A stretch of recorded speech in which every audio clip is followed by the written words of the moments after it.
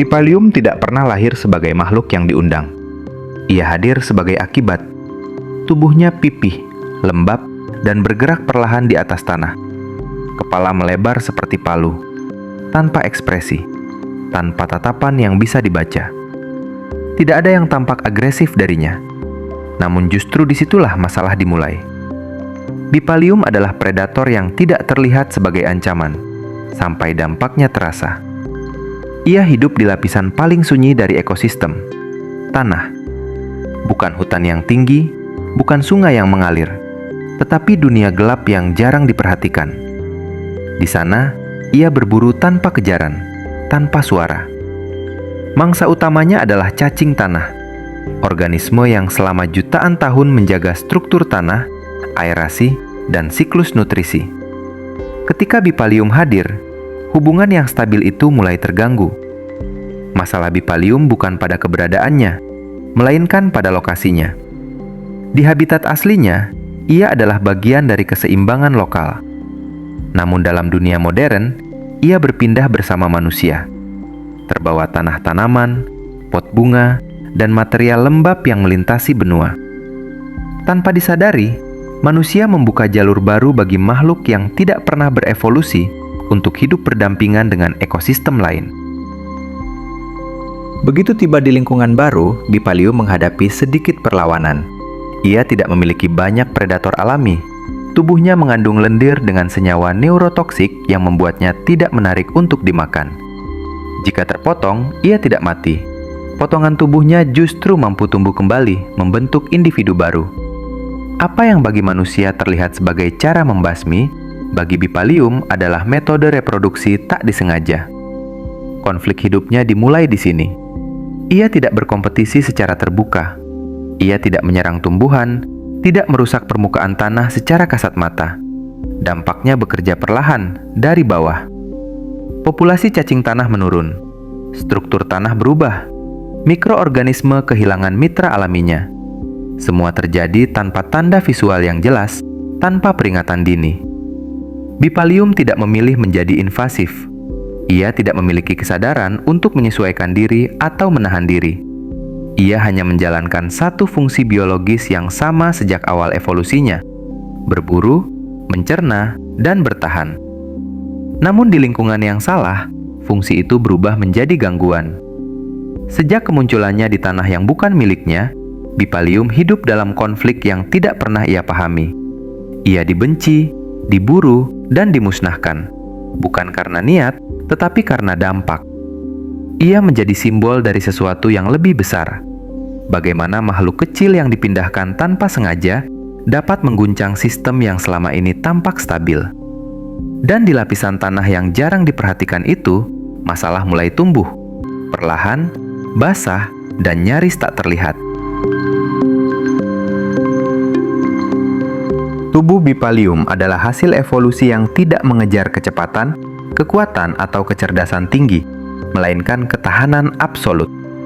Ia termasuk dalam kelompok cacing pipih darat dengan sistem tubuh yang sangat sederhana jika dibandingkan vertebrata. Namun justru disitulah keunggulannya. Tidak ada paru-paru, tidak ada sistem peredaran darah kompleks, tidak ada rangka. Seluruh tubuhnya adalah permukaan aktif, menyerap oksigen langsung dari lingkungan lembab tempat ia bergerak. Kepala Bipalium yang melebar seperti palu bukan hiasan. Di bagian inilah terkonsentrasi reseptor sensorik kimia dan sentuhan. Ia tidak melihat dunia, tetapi membacanya melalui lendir dan getaran halus di tanah. Setiap pergerakan cacing tanah, setiap perubahan kelembapan, setiap jejak kimia menjadi informasi. Tidak perlu mata ketika seluruh tubuh adalah alat pendeteksi. Cara makannya menunjukkan betapa asingnya logika biologis Bipalium bagi makhluk lain. Ia tidak menggigit atau menelan mangsa secara langsung.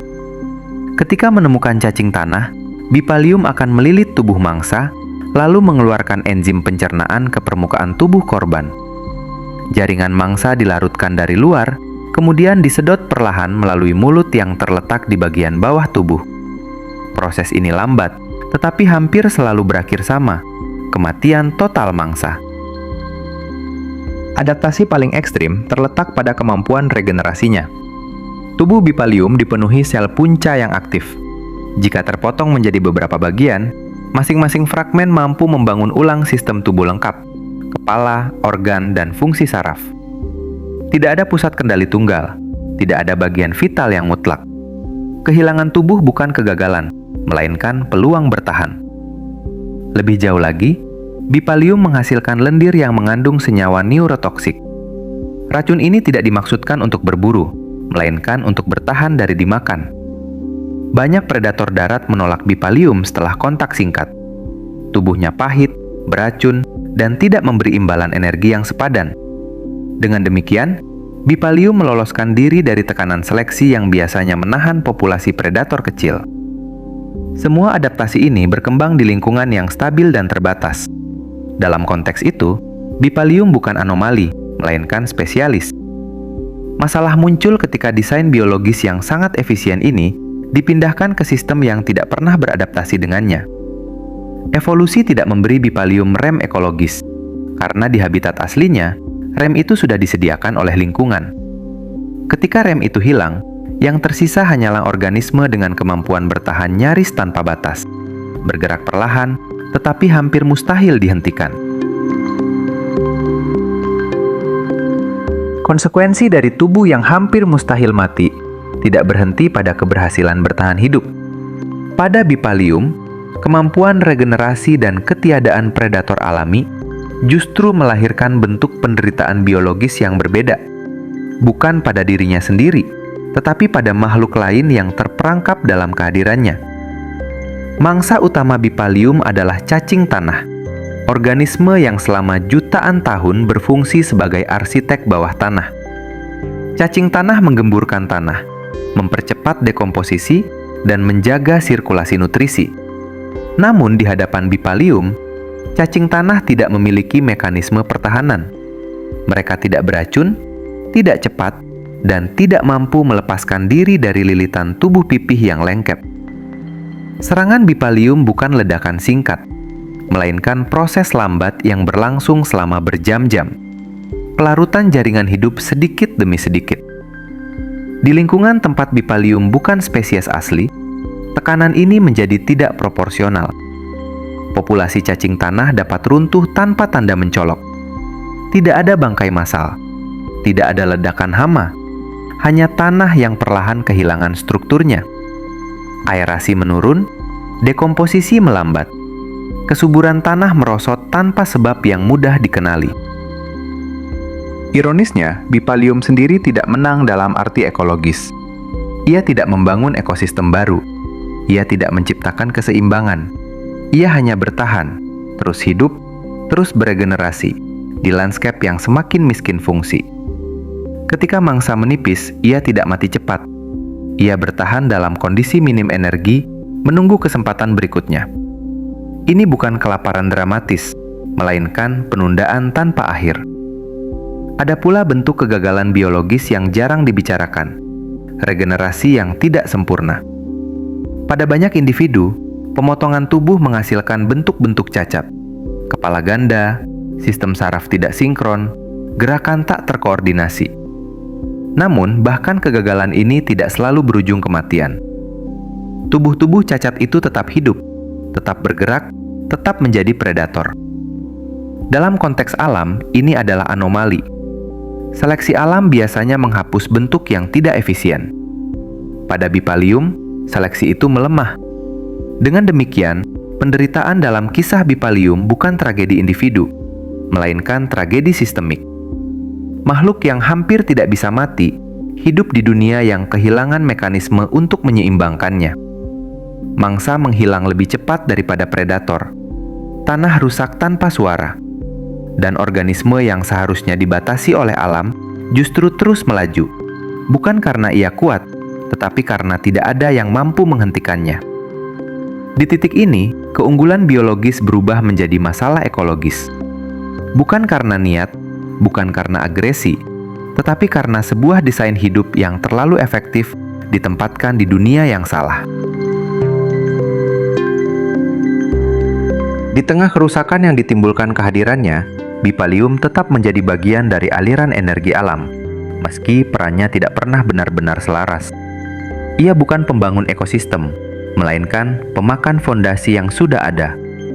Namun, bahkan dalam posisi ini, ia tetap terhubung dengan jaringan kehidupan yang lebih besar, meskipun dengan cara yang timpang. Dengan memangsa cacing tanah, Bipalium secara tidak langsung memengaruhi struktur tanah, kelembapan, dan distribusi mikroorganisme. Tanah yang kehilangan cacing menjadi lebih padat, kurang berpori, dan lebih lambat menyerap air. Akar tanaman kesulitan menembus lapisan keras. Aktivitas bakteri dan jamur tanah menurun karena bahan organik tidak lagi dicampur secara efisien. Dalam jangka panjang, lanskap yang terlihat hijau di permukaan menyimpan kemunduran sunyi di bawahnya. Namun Bipalium sendiri tidak sepenuhnya terlepas dari jaringan makanan. Telurnya kadang dimakan oleh arthropoda kecil. Individu muda sesekali dimangsa oleh burung atau amfibi yang tidak sensitif terhadap toksinnya. Tetapi tekanan ini terlalu lemah dan terlalu jarang untuk mengembalikan keseimbangan. Tidak ada predator khusus yang berevolusi untuk mengendalikannya. Tidak ada spesies yang bergantung padanya sebagai sumber energi utama. Ia hadir, tetapi tidak terintegrasi. Di habitat aslinya, Bipalium masih berada dalam batas tertentu. Populasinya ditekan oleh kompetisi, kondisi lingkungan, dan interaksi ekologis yang terbentuk perlahan selama waktu yang panjang. Tetapi di wilayah baru, kebun, hutan sekunder, tanah lembab perkotaan, ia beroperasi tanpa sejarah. Tidak ada hubungan lama, tidak ada keseimbangan yang diwariskan. Yang ada hanya pertemuan mendadak antara desain biologis ekstrim dan ekosistem yang tidak pernah mempersiapkan diri untuk itu. Menariknya, Bipalium juga tidak membawa manfaat kompensatoris. Ia bukan penyerbuk, ia bukan penyebar nutrisi. Ia tidak memperkaya tanah setelah mati, karena tubuhnya jarang benar-benar hancur secara alami. Bahkan kematiannya seringkali bersifat sementara. Potongan yang tertinggal masih mampu hidup. Dalam banyak kasus, kehadirannya tidak menambah fungsi baru, hanya mengurangi fungsi lama. Peran Bipalium dalam ekosistem adalah contoh bagaimana keberadaan biologis tidak selalu berarti kontribusi. Ia tetap bagian dari alam, tetapi tidak selalu menjadi bagian dari keseimbangan. Dalam sistem yang rapuh, satu organisme dengan keunggulan ekstrim dapat menciptakan efek berantai yang luas, meski dirinya sendiri tetap kecil, lambat, dan nyaris tak terlihat. Disinilah ironi ekologis itu muncul. Makhluk yang bekerja tanpa suara, tanpa kecepatan, dan tanpa agresi terbuka, justru mampu mengubah fondasi ekosistem tanah. Bukan dengan kekuatan, tetapi dengan ketidakhadiran batas. Jika Bipalium dibandingkan dengan makhluk lain, bahkan dengan organisme tanah yang sama-sama kecil, perbedaannya terletak bukan pada ukuran atau kecepatan, melainkan pada cara ia berhubungan dengan dunia. Cacing tanah hidup dengan prinsip integrasi. Mereka memakan tanah, mengolah sisa organik, lalu mengembalikannya dalam bentuk yang lebih hidup. Setiap gerakan mereka memperbaiki struktur yang mereka huni. Kehidupan mereka meninggalkan jejak yang memperkaya. Bipalium bekerja dengan prinsip sebaliknya. Ia mengambil tanpa mengembalikan. Energi yang diperoleh dari tubuh cacing tidak dialirkan kembali ke tanah, tidak memperbaiki struktur, tidak menciptakan siklus lanjutan. Ia bertahan hidup dengan memutus aliran yang sudah ada. Dalam ekosistem, perbedaan ini sangat menentukan. Dua makhluk bisa sama-sama pemakan, sama-sama kecil, sama-sama hidup di tanah, tetapi satu membangun sistem, yang lain mengikisnya. Perbandingan ini menjadi lebih tajam ketika diletakkan berdampingan dengan manusia. Bipalium tidak merencanakan invasi. Ia tidak memahami dampak. Ia hanya menjalankan rancangan biologisnya dengan setia.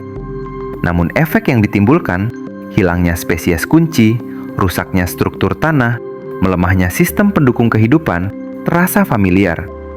Ia mengingatkan pada bagaimana perubahan besar seringkali bukan hasil niat jahat, melainkan hasil dari kemampuan yang tidak pernah diberi batas. Ada perbedaan penting di sini. Manusia memiliki kesadaran, pilihan, dan kemampuan untuk menahan diri. Bipalium tidak. Ia tidak bisa berhenti memangsa. Ia tidak bisa menyesuaikan perilaku demi ekosistem yang lebih luas. Evolusinya tidak menyediakan tombol rem. Dalam hal ini, Bipalium bukan antagonis bermoral, melainkan cermin biologis. Contoh tentang apa yang terjadi ketika sebuah sistem hanya diatur oleh keberhasilan individu tanpa mekanisme koreksi kolektif. Makhluk lain di alam biasanya diikat oleh jaringan pembatas. Predator dikendalikan oleh mangsa. Mangsa dikendalikan oleh sumber daya. Penyakit dikendalikan oleh kekebalan. Bipalium lolos dari sebagian besar ikatan itu. Tubuhnya tahan, reproduksinya fleksibel, dan musuh alaminya hampir tidak ada. Ia adalah bentuk kehidupan yang berhasil terlalu baik dalam konteks yang salah. Perbandingan ini tidak dimaksudkan untuk menyamakan, apalagi menghakimi. Ia hanya menunjukkan satu pola yang berulang di alam. Ketika satu spesies bergerak lebih cepat daripada kemampuan sistem untuk menyesuaikan diri, keseimbangan tidak runtuh dengan ledakan, tetapi dengan pengurangan perlahan. Tanah masih ada, tumbuhan masih tumbuh, namun fondasinya telah berubah. Dan seringkali, perubahan itu baru disadari ketika apa yang dulu bekerja dengan sendirinya tidak lagi bisa diandalkan. Pada akhirnya, kisah Bipalium bukan tentang monster kecil yang bersembunyi di tanah, tetapi tentang ketidakseimbangan yang nyaris tak bersuara. Ia tidak datang dengan ledakan, tidak menumbangkan hutan dalam semalam, dan tidak memicu kepanikan massal. Dampaknya bekerja pelan, konsisten, dan sulit ditelusuri. Ketika cacing tanah berkurang, tanah masih terlihat sama. Ketika struktur mikro runtuh, permukaan tetap hijau. Namun, kemampuan tanah untuk menopang kehidupan mulai melemah dari dalam. Bipalium tidak tahu bahwa ia merusak. Ia tidak mengenal konsep ekosistem, tidak memahami peran cacing tanah, dan tidak bisa memilih untuk berhenti. Ia hanya hidup sesuai rancangan tubuhnya, bergerak, memangsa, bereproduksi. Dalam dunia alami yang stabil, rancangan seperti ini seharusnya dibatasi oleh predator, iklim, atau kompetisi. Namun ketika ia berpindah ke tempat yang tidak memiliki pengaman evolusioner itu, keberhasilannya menjadi masalah. Disinilah pelajaran sunyi itu muncul. Alam tidak selalu runtuh karena kekuatan besar. Terkadang ia melemah karena sesuatu yang terlalu kecil untuk diperhatikan. Sesuatu yang tidak dianggap penting. Sesuatu yang dibiarkan karena terlihat sepele. Bipalium mengajarkan bahwa ukuran bukan penentu dampak, dan bahwa ancaman tidak selalu datang dari atas rantai makanan. Tidak semua spesies invasif memusnahkan dengan cepat. Sebagian hanya menggeser keseimbangan sedikit demi sedikit, hingga sistem lama tidak lagi bekerja seperti sebelumnya. Tanah menjadi kurang hidup, pemulihan menjadi lebih lambat, ketahanan ekosistem menurun, bahkan sebelum gejalanya terlihat jelas di permukaan. Namun alam juga tidak mengenal penyesalan. Ia tidak menilai benar atau salah. Ia hanya merespons. Jika tekanan terus berlanjut, sistem akan menyesuaikan diri, entah dengan kehilangan fungsi lama, atau dengan membangun keseimbangan baru yang seringkali lebih sederhana dan lebih miskin. Apa yang hilang tidak selalu kembali. Bipalium akan tetap ada selama kondisi mendukungnya. Ia tidak akan berhenti dengan sendirinya dan tidak perlu disalahkan. Ia hanyalah satu bagian kecil dari cerita yang lebih besar, tentang bagaimana perubahan yang tampak kecil bisa meninggalkan jejak panjang, dan bagaimana kehidupan di bawah kaki kita memegang peran yang jauh lebih besar daripada yang pernah kita sadari. Di dalam tanah yang tampak diam, sejarah ekosistem terus ditulis, perlahan, tanpa suara, oleh makhluk-makhluk yang jarang kita lihat, namun menentukan masa depan yang akan kita pijak.